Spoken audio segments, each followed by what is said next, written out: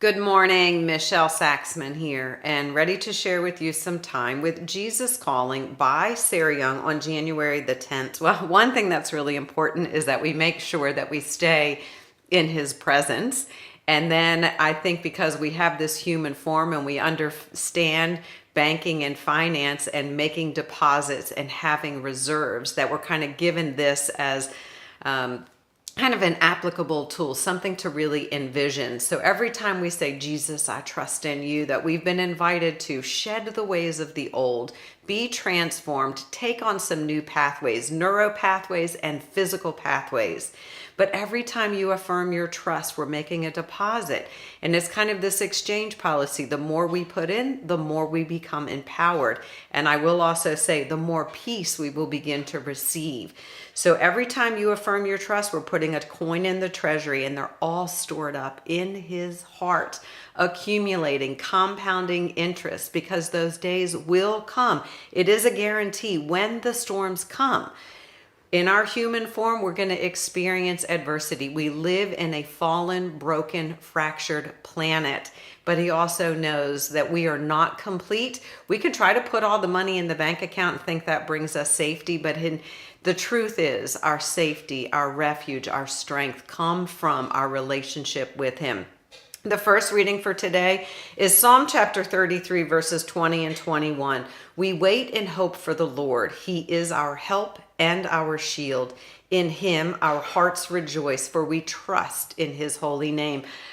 Simple sentence, and yet I have a couple of takeaways. The first one, it says, we wait in hope, and that is with positive expectation. That is anticipating a future with his powerful presence, his peace, his joy, and his love.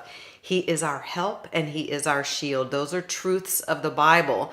And then it says, in him our hearts rejoice. When we are in him and he is in us, rejoice, sing praise, thanksgiving. Those are things that are going to kind of feed our inner soul, for we trust in his holy name. The next reading is Psalm chapter 56, verses 3 and 4. When I am afraid, I will trust in you. In God, whose word I praise, in God I trust, I will not be afraid. What can mortal man do to me? When I am afraid, circumstances in our earthly form absolutely will present themselves. Fear will rise up, learning to listen to ourselves, this journey of self-awareness. And when we catch ourselves in these fearful states, it could be knots in our stomach, it could be a dry mouth, it could be sweaty armpits, it could be all these different things, migraines, headaches. Our body is in continual communication with us. It is our job to learn to listen and then return it to a place of peace. We were magnificently designed by our Creator and our Savior.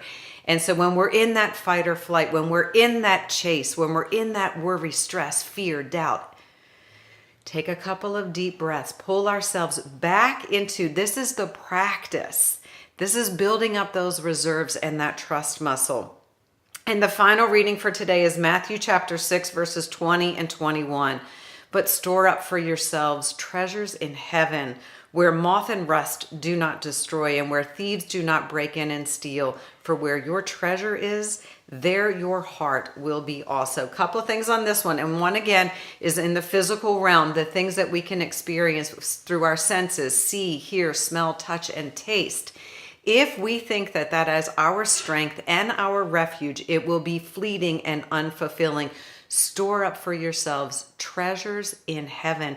That is primarily is our relationship with our Creator and our Savior. Store up those treasures. Where your treasure is, there too is your heart. And I've tried to do a little bit of work on just this very, very recently, since the beginning of the new year, and acknowledging and listening to other people talk about the heart.